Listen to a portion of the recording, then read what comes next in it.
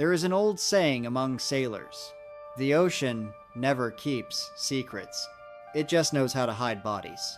I am standing at the southern edge of the Australian continent, where the land ends abruptly and violently, giving way to the absolute dominion of the Southern Ocean.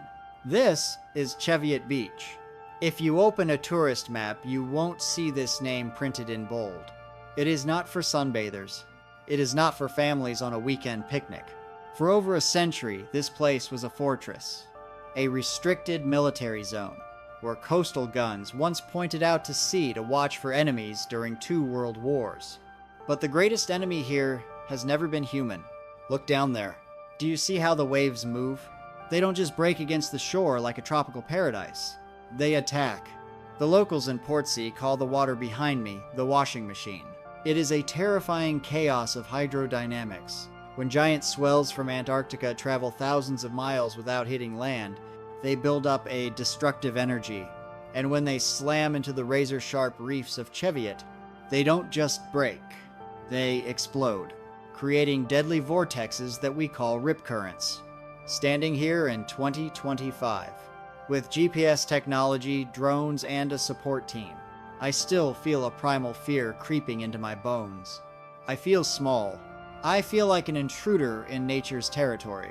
And it was right here, in this desolate, threatening place, that the wildest script in modern political history played out. An event where the probability of happening was close to zero.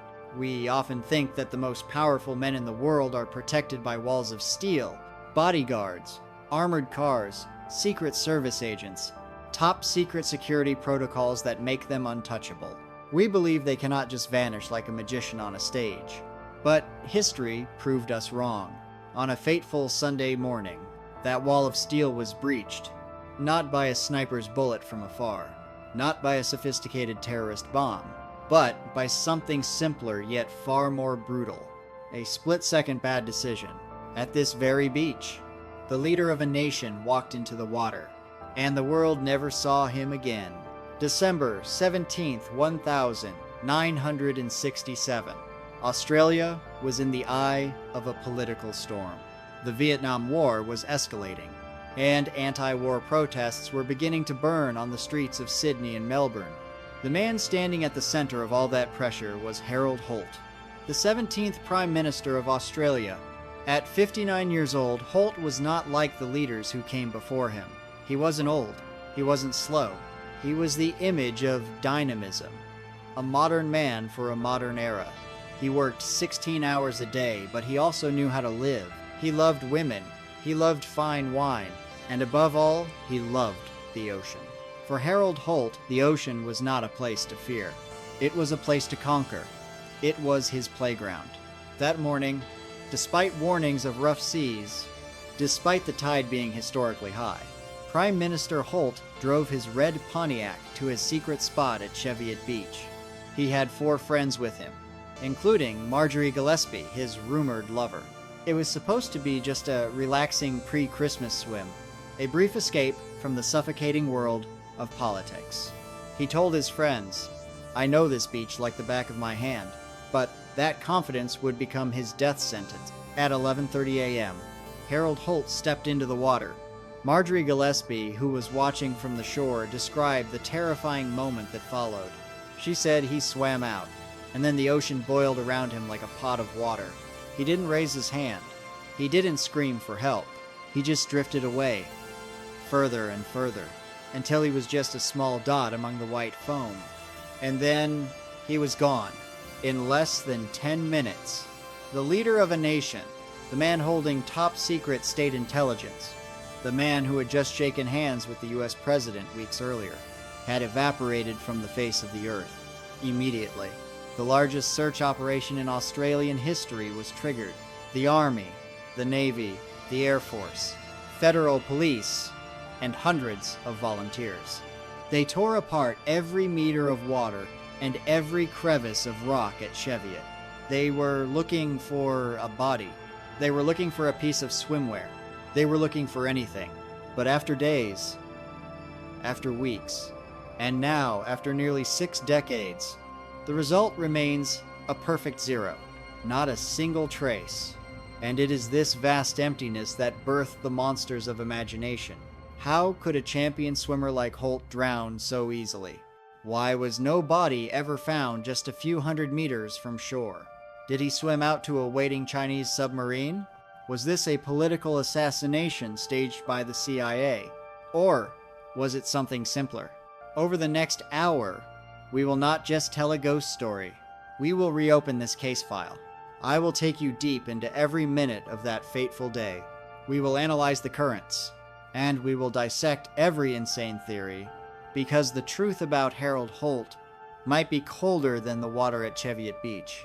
To truly grasp the magnitude of the tragedy that unfolded at Cheviot Beach, you cannot just look at the event itself.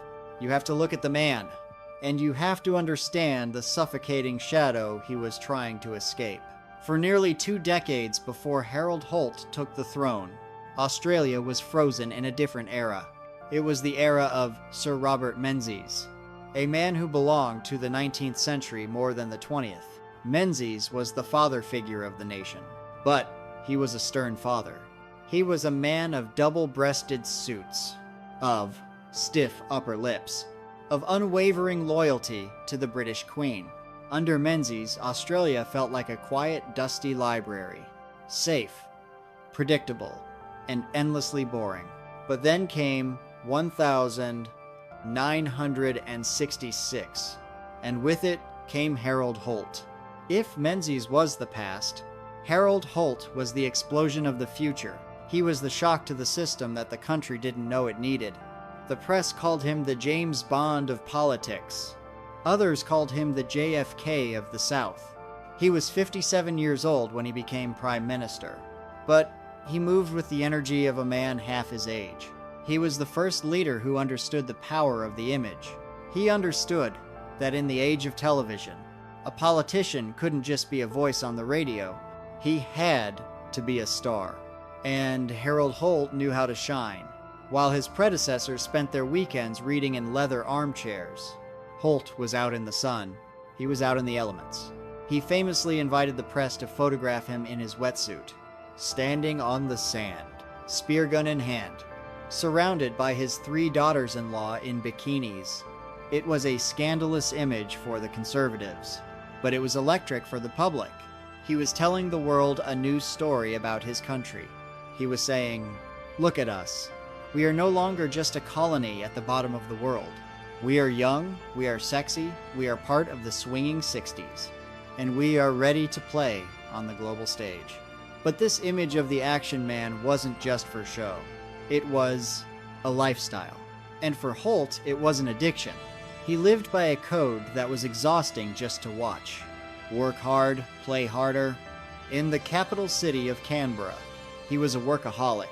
He would grind for 16, sometimes 18 hours a day, processing mountains of paperwork, debating in Parliament, navigating the treacherous waters of the Vietnam War alliance. But the moment the clock struck on Friday afternoon, he would flee. He would drive his red Pontiac Parisienne like a getaway car, speeding towards his sanctuary in Portsea, towards the ocean. For Harold Holt, the underwater world wasn't just a sport. It was a psychological necessity. He once confessed to a friend why he loved spearfishing so much. He said that underwater, there are no telephones. There are no screaming protesters. There are no journalists asking difficult questions. Down there, in the cold, murky silence of the Bass Strait, he wasn't the Prime Minister. He wasn't the man responsible for sending young Australians to war. He was just a hunter. He was just a man fighting against his own breath. It was the only place where his mind stopped racing. But this addiction to the ocean came with a dangerous side effect: hubris. Holt began to believe his own myth. He believed he was physically invincible. He prided himself on his stamina. He would challenge men half his age to tennis matches, and he would refuse to lose. He would dive into waters that local fishermen were afraid of, and he would come back with a catch. He convinced himself that the rules of nature didn't apply to him. He thought he could tame the currents, just as he had tamed the political opposition. He thought he could negotiate with the tides, just as he negotiated with presidents. But the ocean is not a parliament. It does not care about your title. It does not care about your popularity ratings. And it certainly does not care about your confidence. By December 1967, that confidence had blinded him. He had swum at Cheviot Beach hundreds of times. He treated it like his own private swimming pool. He ignored the fact that the conditions were changing. He ignored the fact that he was aging. And most fatally, he ignored the fact that even the strongest swimmer is nothing more than a speck of dust against the infinite power of the sea. But images can be deceiving, and the image of the invincible action man was, by late 1967, a crumbling facade. If you looked closely at Harold Holt in those final months, you wouldn't see a man in his prime. You would see a man who was quietly falling apart, both physically and mentally. The year 1967 had been brutal to him. It was the year the political tides turned against him. The primary source of this agony came from thousands of miles away, from the jungles of Vietnam. Holt had tied his political fate entirely to the United States. He had famously declared on the White House lawn, all the way with LBJ, pledging unconditional loyalty to President Lyndon B. Johnson. It was a catchy slogan, but by December those words had become a noose around his neck. The war was going badly. Australian conscripts were dying in increasing numbers, and the public mood was shifting from patriotism to anger. For the first time in his career, Holt was being booed in the streets. He was being heckled at public speeches. The adoration he thrived on was turning into hatred, and for a man who desperately wanted to be loved, this rejection was a psychological poison. He wasn't sleeping. Aides reported seeing him wandering the corridors of Parliament late at night, his eyes red, his shoulders slumped. He was exhausted. But the most dangerous secret he kept was not political. It was medical. And it is a detail that changes everything about how we view his decision to enter the water that day. In May of 1967, just 7 months before he disappeared, Holt suffered a severe injury to his right shoulder, a recurring agony that he tried desperately to hide from the press. It was a torn muscle, debilitating enough that he sometimes needed help just to put on his jacket. Doctors had prescribed him strong painkillers, but Holt was a man who hated admitting weakness, so he masked the pain. He continued to play tennis, grimacing through every serve. He continued to swim, favoring his good arm. But there was something else in his system. Witnesses and friends later whispered about the vitamins the Prime Minister took. He was known to take high doses of medication to keep his energy up, to keep the smile on his face, to keep the show going. Imagine the cocktail coursing through his body that weekend. Exhaustion, chronic insomnia, strong analgesics for severe pain, and the crushing weight of a nation at war. By Friday, December 15th, 2 days before the end, the mask finally slipped. In a rare moment of vulnerability, he confessed to a senior colleague in his office. He slumped in his chair and said, "I feel like I am at the bottom of a ravine, and the walls are closing in." It was a chilling admission. He wasn't just tired, he was trapped. When he drove out of Canberra that Friday afternoon, he wasn't driving towards a holiday. He was driving towards an escape. He needed the ocean not just for sport, but to wash away the feeling of those closing walls. He was a man pushing his body and his luck to the absolute limit, and he was about to step into an ocean that had no mercy for broken men. Saturday, December 16th, the day before the end, the sun rose over the Mornington Peninsula with a blistering intensity.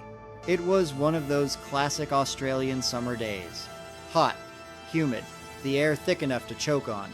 Harold Holt was in his element. He was staying at his holiday home in Portsea, a modest white-walled bungalow that he preferred over the official Prime Minister's residence. To the outside observer, this looked like a perfect weekend of leisure.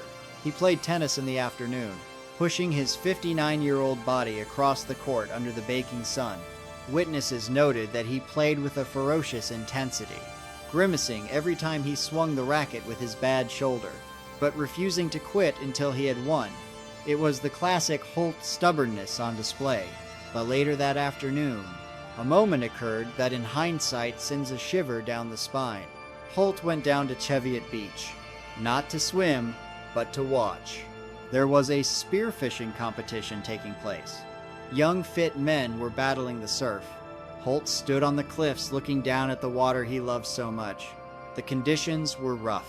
The waves were choppy, fueled by a strong wind, and the tide was churning up the sand, turning the blue water into a murky gray soup. Holt turned to a local diver standing next to him, and he said something that should have been a warning to himself. He said, "It looks too rough for me today. I think I'll save my energy for tomorrow." He recognized the danger.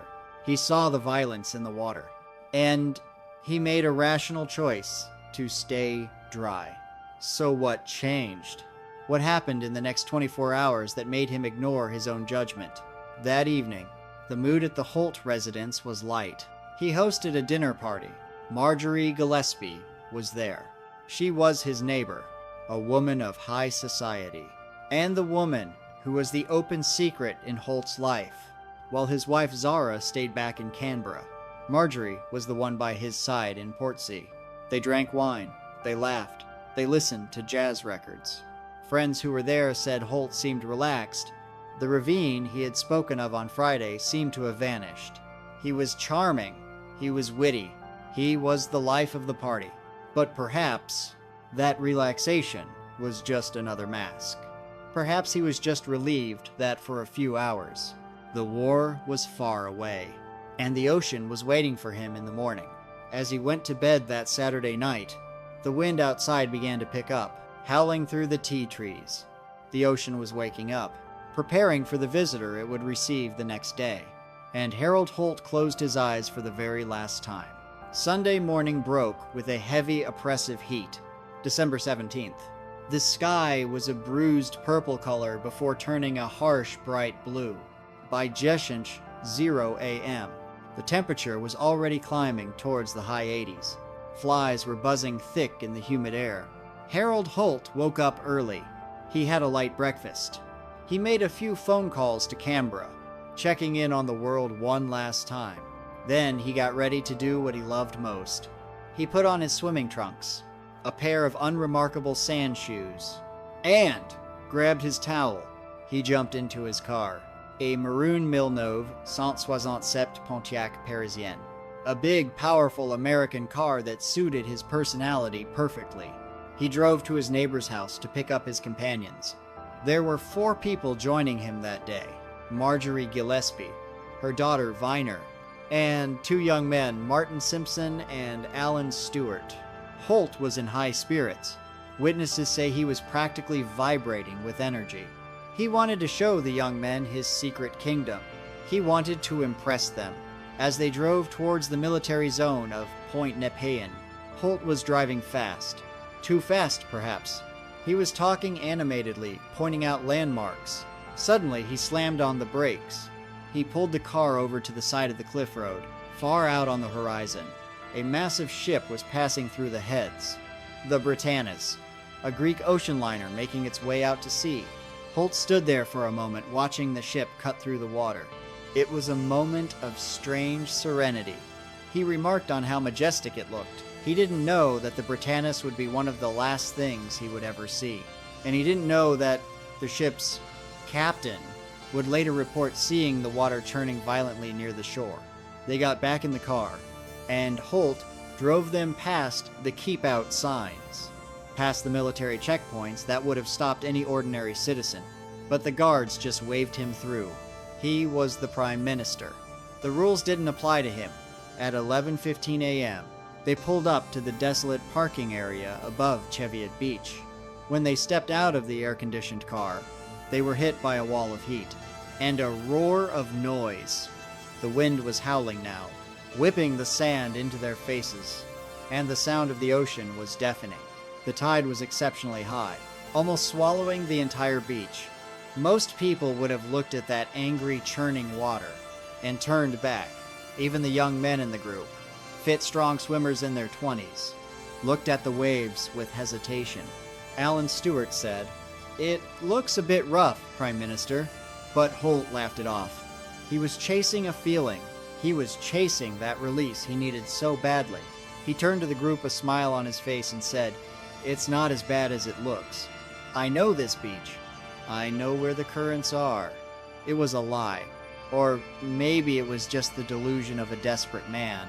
He didn't wait for them to agree. He began to walk down the narrow track towards the sand, leaving the safety of the cliffs behind, walking straight into the mouth of the washing machine. The group stepped onto the sand. It was exactly 1130 a.m. The tide was incredibly high, leaving only a narrow strip of dry sand for them to stand on. The noise of the crashing waves was now a physical weight, a constant thundering roar that made conversation difficult. Harold Holt didn't hesitate. He didn't stop to gauge the rhythm of the sets. He didn't check for rips. He simply dropped his towel and began to move towards the water. Marjorie Gillespie and her daughter stayed in the shallows. The water was cold, about 60 degrees Fahrenheit, enough to take your breath away on a hot day. The two young men, Alan and Martin, were further down the beach, looking for a safer place to enter. But Holt went straight for a rocky outcrop, an area where the water was churning violently around submerged stones. He waded in, waist-deep, then chest-deep. Marjorie watched him from the shore. She noticed something worrying immediately. He wasn't swimming with his usual power. His shoulder, the one he had injured months ago, seemed stiff. He was swimming awkwardly, almost struggling to keep his head above the chop. And then, the ocean made its move. A large undertow caught him. It wasn't a violent wave that crashed over him. It was a silent, invisible hand beneath the surface, grabbing his legs and pulling him away from the rocks. Marjorie watched as the distance between them grew. 10 meters. 20 meters. She shouted something, but the wind tore the words away. Holt didn't seem to panic. He didn't turn around. He didn't signal for help. He just kept swimming, or perhaps floating, further out into the deep channel. Suddenly, the water around him changed character. Marjorie described it later to the police with a chilling phrase. She said the water around him began to boil. It was the turbulence of the rip current colliding with the incoming tide, a chaotic foaming mess of white water. Holt became a small black dot in a field of white. One moment his head was visible, bobbing above the surface. The next moment a wave rolled through. Not a huge wave, just a surge of water. It rolled over him, and when it passed, the black dot was gone. There was no scream. There was no flailing arm reaching for the sky. There was just the empty, rolling ocean. Marjorie stood frozen in the shallows, waiting for him to resurface, waiting for the joke to be over. She counted the seconds. 20, 30, but the ocean remained empty. Harold Holt had not just drowned. He had been erased. Panic does not always happen instantly. Sometimes there is a moment of paralyzed silence, a moment where the brain refuses to accept what the eyes are seeing. Marjorie Gillespie stood in the surf, water swirling around her ankles, staring at the spot where the head of state had just been. She later said she felt a cold dread settle in her stomach. She screamed out to the others, "Where is he? I can't see him." Martin Simpson and Alan Stewart, the two young men, were further down the beach. They looked up confused. At first they thought it might be a prank. Holt was a man of humor, a man who loved to surprise people. Was he holding his breath underwater? Was he hiding behind a rock waiting to pop up and laugh at their concern? They scanned the white water, searching for a splash, a hand, a movement. But the ocean remained indifferent. It just kept rolling in, wave after wave, crashing against the rocks with a rhythmic mocking violence. 10 seconds turned into 30. 30 turned into a minute, and with every passing second, the hope that this was a joke evaporated, and was replaced by pure terror. Alan Stewart was the first to act. He realized that staring at the empty water wouldn't bring him back. He turned and ran. He scrambled up the steep cliff face, sand slipping under his feet, his heart pounding in his chest. The heat was oppressive, sweat pouring down his face. He reached the top of the cliff, where the Pontiac was parked. But this was 1967. There were no cell phones, no radios. He was isolated. He jumped into his own car and drove like a madman towards the nearby quarantine station. he screeched to a halt at the gatehouse, startling the security staff. He stumbled out of the car, breathless, wild-eyed, and he shouted the sentence that no one was prepared to hear. A sentence that sounded impossible even as he said it. The Prime Minister is missing. He's gone. The guards looked at him in disbelief. Harold Holt, the man who was just driving past here laughing an hour ago, gone. Inside the gatehouse, a trembling hand picked up the telephone receiver and dialed the police headquarters in Melbourne. The officer on the other end of the line thought it was a hoax. "Who is missing?" he asked. "Mr. Holt," the voice repeated. "He went into the water. And he didn't come out."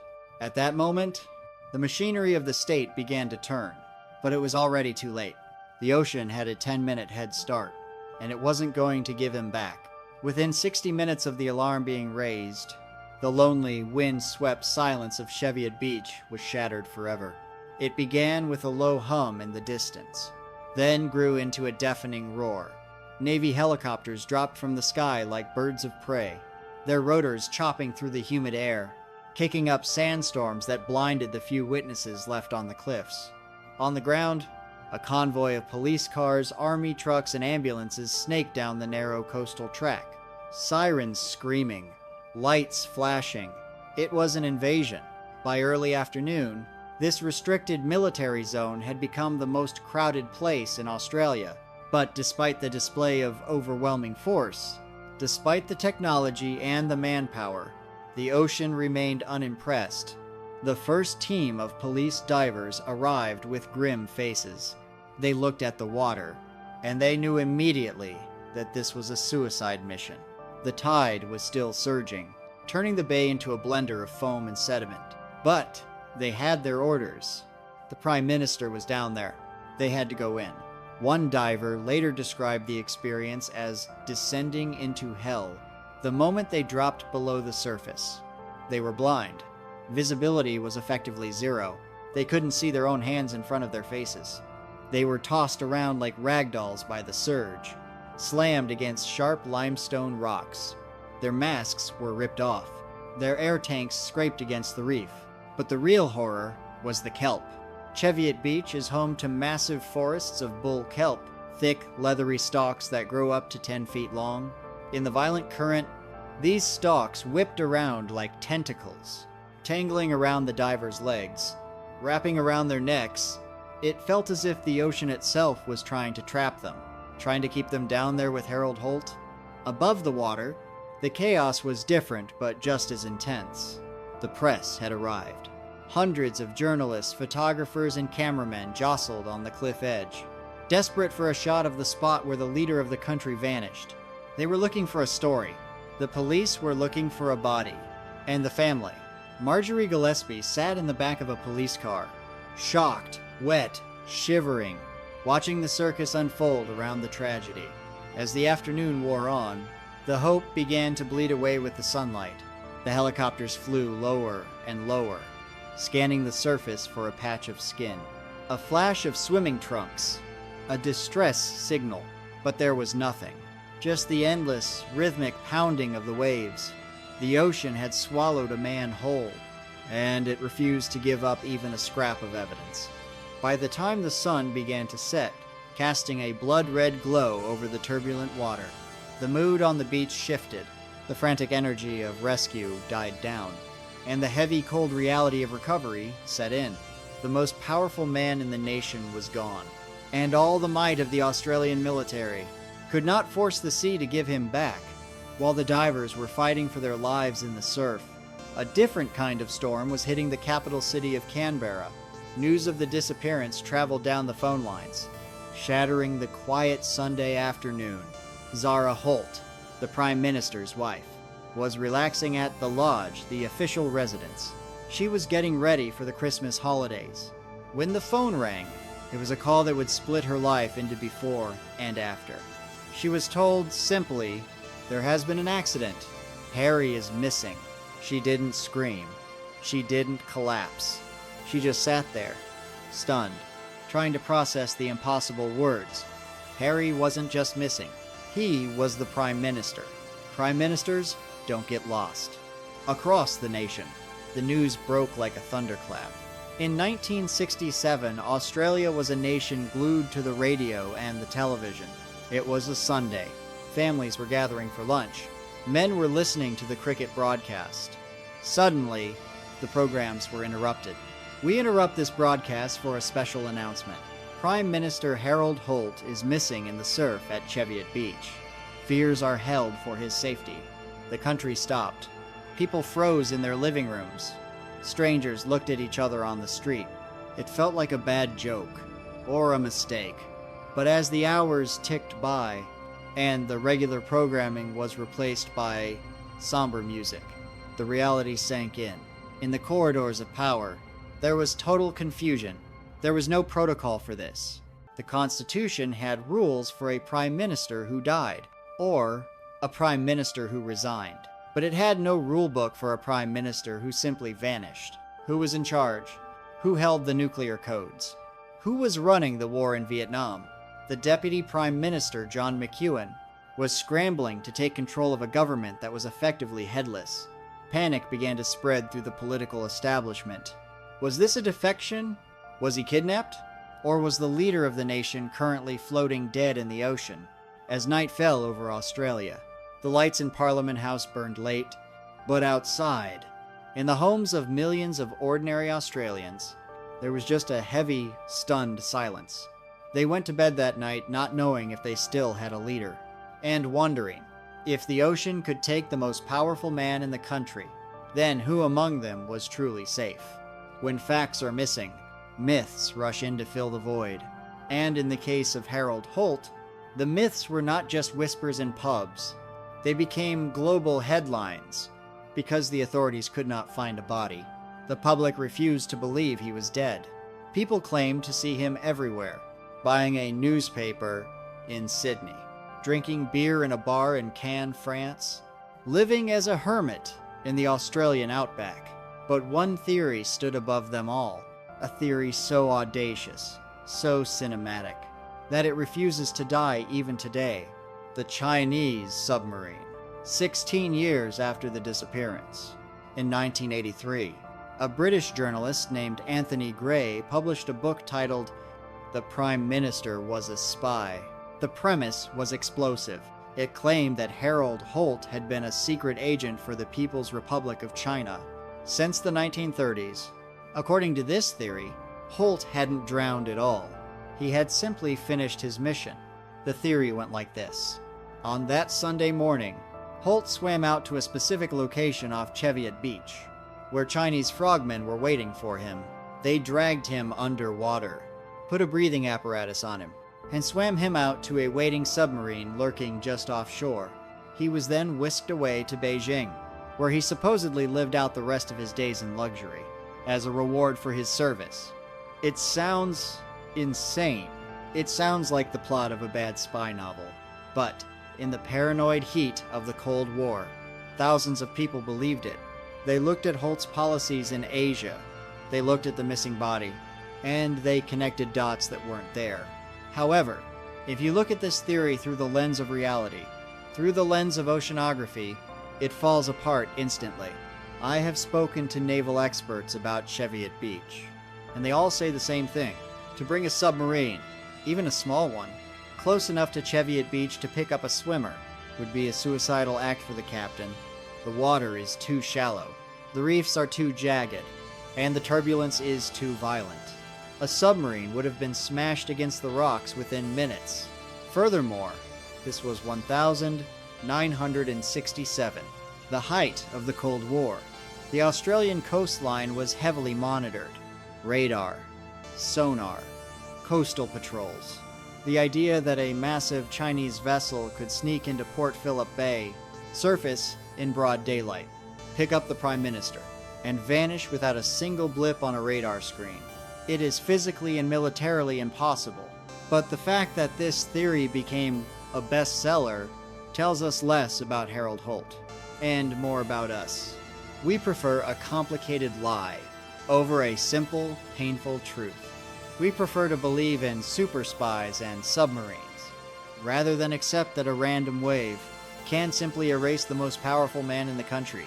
If the submarine theory is the most fantastic, then the suicide theory is the most tragic. And for many detectives, looking at the cold, hard facts of 1967, it seemed like the most logical explanation. Think about the profile we had built. A man exhausted. A man in physical pain. A man watching his political career disintegrate. And that haunting sentence he uttered just 2 days prior. I feel like I am at the bottom of a ravine. Supporters of this theory argue that Harold Holt didn't just go for a swim. They argue that he went to Cheviot Beach to execute a plan, to walk into the ocean and simply stop fighting. They point to his behavior in the water. Marjorie Gillespie said he didn't struggle. He didn't raise his arms. He didn't scream. He just let go. Was it an act of surrender? Was this a man who had decided that the peace of the grave was better than the noise of the Parliament? It is a dark and compelling narrative, but psychological autopsies conducted years later suggest a different truth. Suicide is rarely a spontaneous decision made in the middle of a laugh. Remember the timeline. Just hours before his death, Holt was planning his schedule for 1968. He was talking about the next election. He was joking with his neighbors. He was flirting with Marjorie. These are not typically the actions of a man who has decided to end his life that morning. Furthermore, Harold Holt was a man of vanity. He cared deeply about his image. He cared about his legacy. To commit suicide by drowning in rough surf, it is messy, it is uncertain, and it is agonizing. A man who loved the ocean as much as he did, knew the violence of the waves. He knew that drowning is not a peaceful drifting away. It is a terrifying battle for air. Experts believe that if Holt wanted to die, he had access to far easier, cleaner methods. So if it wasn't suicide, and it wasn't a submarine, we are left with a concept that is perhaps even more disturbing. Psychologists call it passive suicide, or reckless indifference. He didn't want to die, but he didn't care enough if he lived. He was so tired, so beaten down, that when he looked at those dangerous waves, the part of his brain that screams danger, the survival instinct that keeps us safe, was simply silent. He didn't swim out there to die. He just didn't care enough to stay safe. But if he didn't kill himself, and he didn't defect to China, could he have been removed forcefully? This brings us to the darkest corner of the conspiracy theories, the CIA. In 1967, Australia was not just an ally of the United States. It was a subordinate. We hosted the Pine Gap facility, a top-secret U.S. spy base in the middle of the Australian desert. It was the eyes and ears of the American nuclear machine. Harold Holt supported this alliance publicly, but in private, rumors began to circulate that he was becoming difficult. Some believed Holt was preparing to pull Australian troops out of Vietnam. He had seen the death tolls. He had heard the protests. And he knew the war was unwinnable. The theory suggests that Washington got wind of this hesitation. They couldn't afford to lose Australia's support, not when the war was at its peak. Did the CIA decide that Harold Holt was a liability? Assassination by drowning seems absurdly complicated. Why not a heart attack? Or a car crash? But proponents of this theory point to the chaos on the beach. They ask, why were there no bodyguards with him that day? Why was the police response so disorganized? And why did the US President Lyndon B. Johnson fly all the way to Australia for the memorial service? It was an unprecedented gesture. Was it an act of grief for a friend? Or was it the guilt of a man who knew exactly what happened? There is, of course, zero hard evidence for this. Not a single declassified document, not a single whistleblower. But the theory survives for a reason. It taps into a deep national anxiety, the fear that Australia is not truly independent, that we are just a pawn in a larger game, and that our Prime Minister was just a piece on a chessboard, sacrificed to keep the game going. But let's step back from the shadows of espionage. Let's return to the sunlight, to the salt spray, to the physical reality of what happens to a human body in the ocean. Because The most likely explanation is not found in a secret CIA file. It is found in the biology of the sea. So if there was no submarine and no assassin hiding in the cliffs, we are left with the question that has tortured the Australian public for 60 years. Where is the body? How can a fully grown man, weighing 170 pounds, simply vanish from a monitored strip of water? To answer this, we must put aside the spy novels and look at the brutal reality of marine forensics. We tend to think of the ocean as a preservative. We imagine bodies floating peacefully, waiting to be found. But the Southern Ocean is not a swimming pool.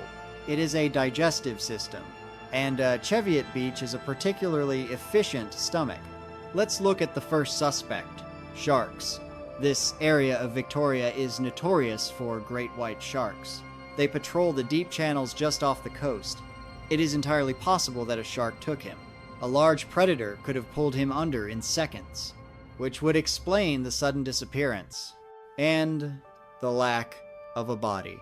But shark attacks usually leave trace evidence. A patch of blood on the surface. A torn piece of the swimming costume washing up on the sand. None of this was ever found. So if it wasn't a shark, what happened? Marine biologists point to a much smaller, but much more efficient culprit, sea lice, technically known as amphipods. These are tiny carnivorous crustaceans that carpet the sea floor in this region. They swarm in the millions, and they are voracious scavengers. In forensic experiments conducted using pig carcasses in similar deep water environments, scientists have observed something terrifying. Sea lice can strip a body to the bone in less than 48 hours. They do not eat like a shark. They enter through the soft tissues, the eyes, the ears, the nose, and they work from the inside out. It is a gruesome, nightmarish thought, but it is the efficiency of the ecosystem. Within 2 days, before the Navy divers even had a chance to properly search the seabed, Harold Holt may have been reduced to a skeleton. But what about the bones? Bones don't float. And this brings us to the physics of the Cheviot coastline. The geology underwater is a labyrinth. It is honeycombed with deep caves, undercut ledges, and deep fissures in the limestone rock. The rip current that day was not just pulling out to sea. It was a down-welling current, a vertical force that pushes objects down into the deep crevices. If Holt's body was trapped under a limestone ledge, or wedged into a dark underwater cave, he would be invisible from the surface, and invisible to the divers struggling in the murk. Furthermore, there is the temperature factor. Usually a drowning victim will float to the surface after 3 or 4 days. This is caused by the buildup of gases during decomposition. Bacteria in the gut produce gas and the body becomes a balloon. But the water at Cheviot was cold. Deep Antarctic cold. Cold water acts like a refrigerator. It slows down bacterial growth. It inhibits gas production. So the body doesn't bloat. It doesn't float. It stays on the bottom, weighed down, trapped in the kelp forests that we described earlier, swaying back and forth in the dark, until the sea lice finish their work. And then the tides take over. The immense power of the Southern Ocean swell, grinding the bones against the rocks, smashing them into fragments, turning a prime minister into sand. It is not a conspiracy. It is not a mystery. It is simply the carbon cycle in action. Harold Holt loved the ocean. He claimed it was where he felt most alive. And in the end, the ocean simply claimed him back, totally and permanently, 5 days after the disappearance, on December 22, 1967. The city of Melbourne witnessed one of the most surreal events in modern history. St. Paul's Cathedral, usually a place of quiet reflection, became the center of the geopolitical universe. It was a funeral, but there was no coffin, there was no pallbearer, and there was no body to bury. The world had come to pay its respects, and the guest list was staggering. It remains to this day the largest gathering of world leaders in Australian history. Prince Charles was there, representing the Queen and the British Empire that Australia was slowly drifting away from. Harold Wilson, the British Prime Minister, sat in the pews. Leaders from across Asia, from Thailand, from Vietnam, from Korea, they all flew in. But the man everyone was watching, the man who sucked the oxygen out of the room, was Lyndon B. Johnson, the President of the United States. Air Force One had touched down at Essendon Airport that morning, bringing with it the full weight of American power. It was the first time an American president had ever attended a funeral for a foreign leader during his term. Johnson looked tired. His face was etched with the stress of the Vietnam War. He sat in the front row, slumped heavy in the wooden pew, staring at the empty space where his friend should have been. The irony was palpable. Harold Holt had famously pledged all the way with LBJ, and now LBJ had come all the way to Melbourne, only to find that Holt was gone. The service itself was a masterclass in awkward solemnity. The Archbishop spoke of the sea giving up its dead, a biblical phrase that rang hollow in the ears of the search teams who knew the truth. The hymns echoed off the stone walls, "O God, our help in ages past." But beneath the singing, there was a thick tension. This wasn't just a memorial for a man. It was a memorial for an era. The world leaders weren't just mourning a friend. They were anxiously scanning the room, wondering who would take the helm of Australia next, wondering if the alliance would hold, wondering if the dominoes in Asia were about to fall. Outside the cathedral, 12,000 people lined the streets of Swanston Street, standing in the summer heat, listening to the service on loudspeakers. Many were crying, but many were just curious. They had come to see the show, to see the limousines, to see the Secret Service agents. It was a spectacle, a grand televised finale for a man who loved the camera. But as the organ music faded, and the dignitaries filed out into the blinding sunlight, the reality remained unchanged. The speeches were done, the prayers were said, but the ocean was still churning at Cheviot Beach, indifferent to presidents and princes. And Harold Holt remained missing, leaving a hole in the heart of the government that no amount of pomp and ceremony could fill.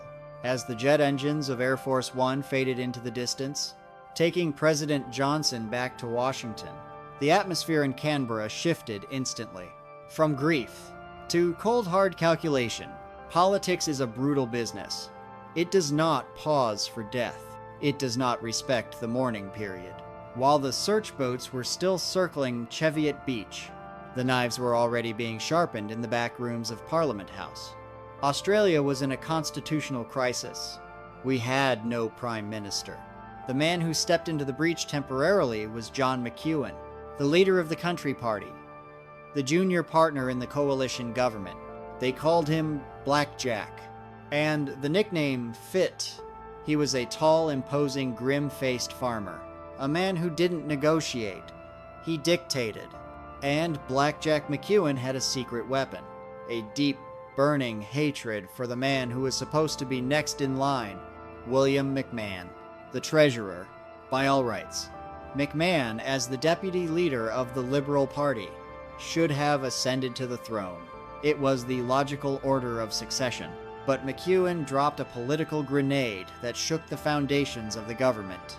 He called a press conference, and, with a stone-cold expression, he delivered an ultimatum to the Liberal Party.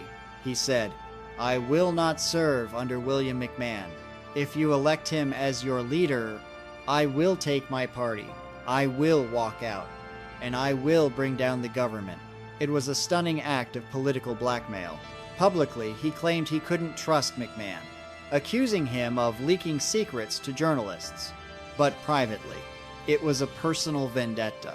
The Liberal Party was paralyzed. They were still in shock from losing Holt. And now they were being held hostage by their coalition partner. They couldn't afford to lose the government, so they had to sacrifice McMahon.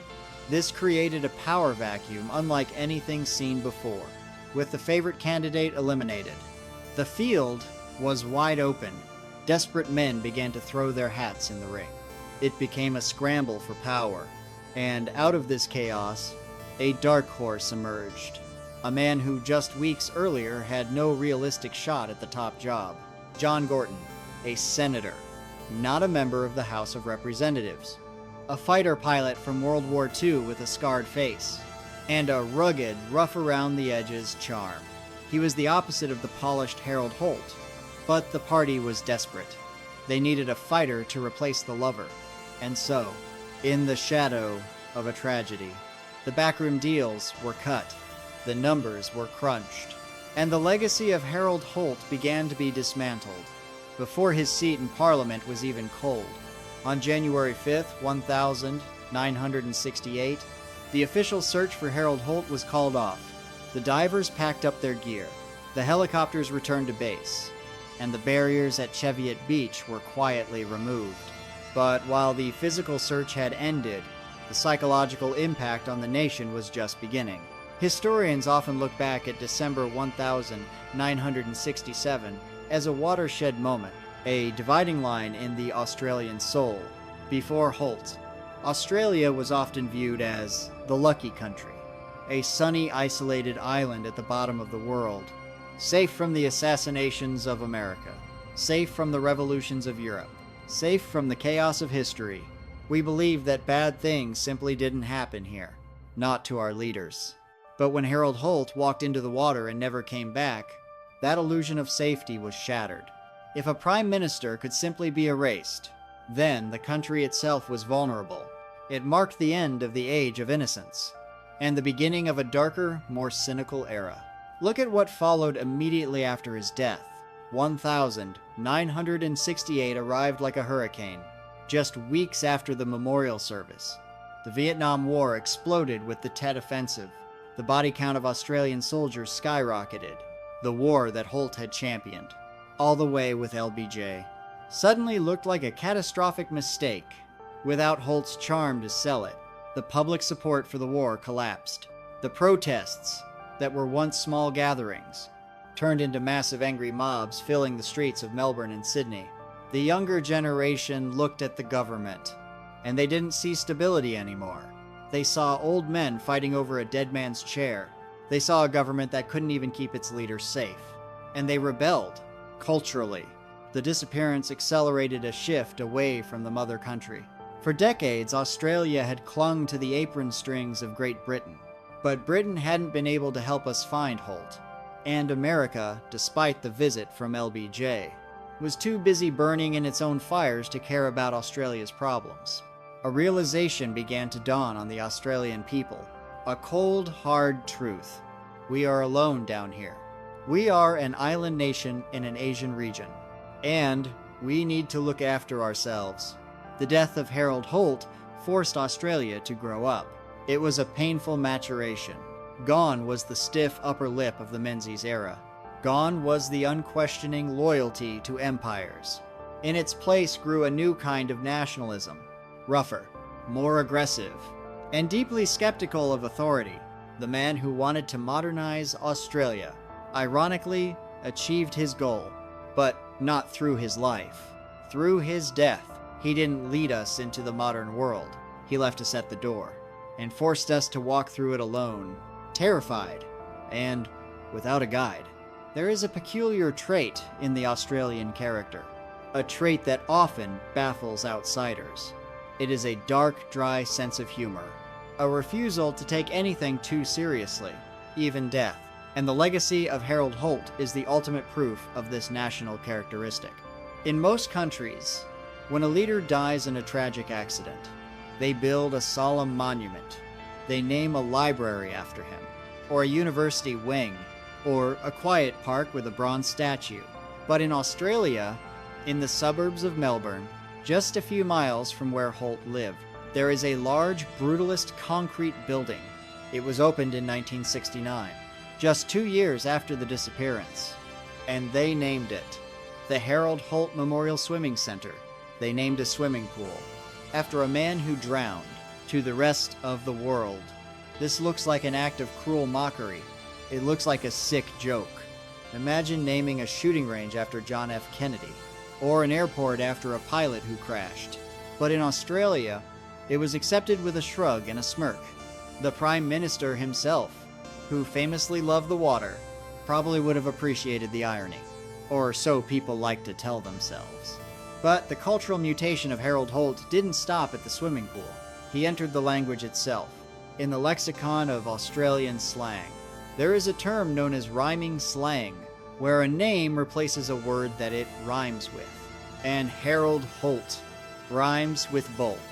To bolt means to leave quickly, to run away, to escape. So today, 50 years later, you will hear Australians in a pub say, "I'm going to do a Harold Holt," or simply, "I'm going to do a Harry."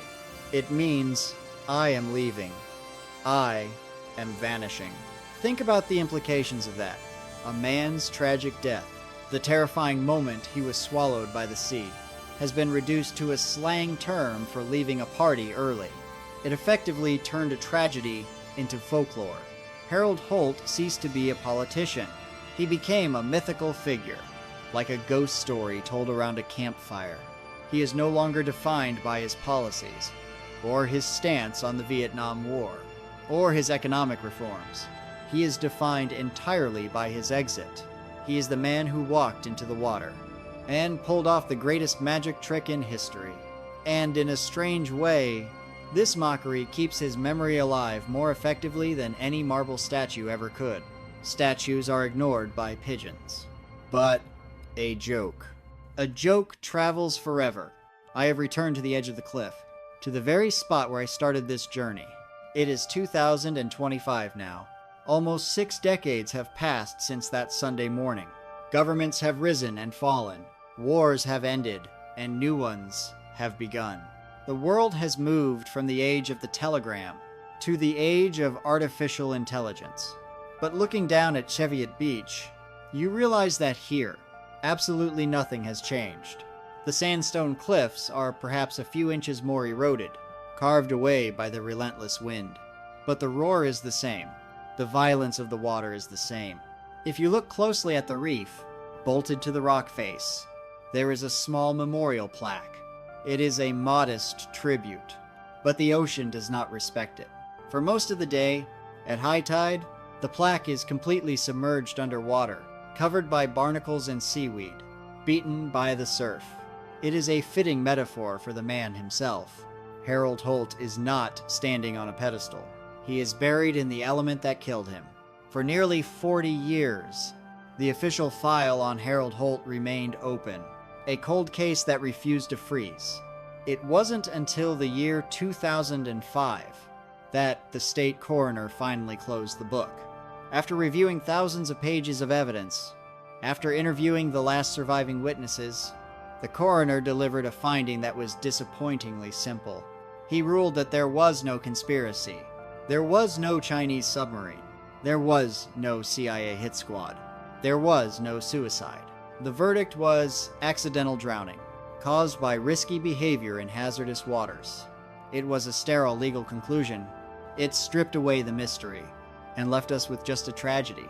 But standing here today, watching the white water churn over the reef, that legal conclusion feels incomplete. It fails to capture the magnitude of what happened here. It wasn't just risky behavior. It was a confrontation between a man who thought he was a god and a force that knew he was mortal. Holt came here seeking freedom. He came here to wash away the sins of politics, to wash away the Vietnam War, to wash away the pain in his shoulder. He wanted the ocean to heal him, but the ocean is not a doctor. It is a wild animal, and on that day, the animal simply bit back. We can analyze the tides. We can map the currents. We can debate the psychology. But in the end, the only witness that knows the absolute truth is the water itself. And as the sailors say, the ocean doesn't speak. It just swallows. And what of the others? The witnesses to history. Marjorie Gillespie, the woman who stood on the shore and watched her lover vanish. She never recovered from that day. She was dragged through the mud by the press, accused of being a spy, accused of being a femme fatale. She lived the rest of her life in the shadow of the man who wasn't there. She carried the burden of the last sight, the image of the boiling water, and the silence that followed And what of Australia? We moved on. We found new leaders. We fought new wars. We built new cities. But a part of the national psyche remains tethered to this beach. The disappearance of Harold Holt is more than just a cold case. It is a permanent scar on our history. It is a reminder of our fragility. We build our parliaments of stone. We write our laws on paper. We draw borders on maps. We convince ourselves that we are the masters of our domain, that we have tamed the wild continent. But Harold Holt taught us a lesson that we are terrified to learn. He taught us that civilization is just a thin veneer. It can be washed away by a single wave. He was the most powerful man in the land. He had armies at his command. He had the telephone number of the White House in his pocket. But in that final moment, in the churning white water of the Bass Strait, none of it mattered. He was just a biological organism, fighting for oxygen, and losing. So the next time you look at the ocean, don't just see the beauty. Don't just see the blue horizon. Look at the power. Look at the indifference. Harold Holt didn't just disappear into the water. He disappeared into the myth of Australia itself. He is the ghost in the machine. The reminder that no matter how high we climb, or how fast we swim, in the end, nature always wins. Good night, Prime Minister.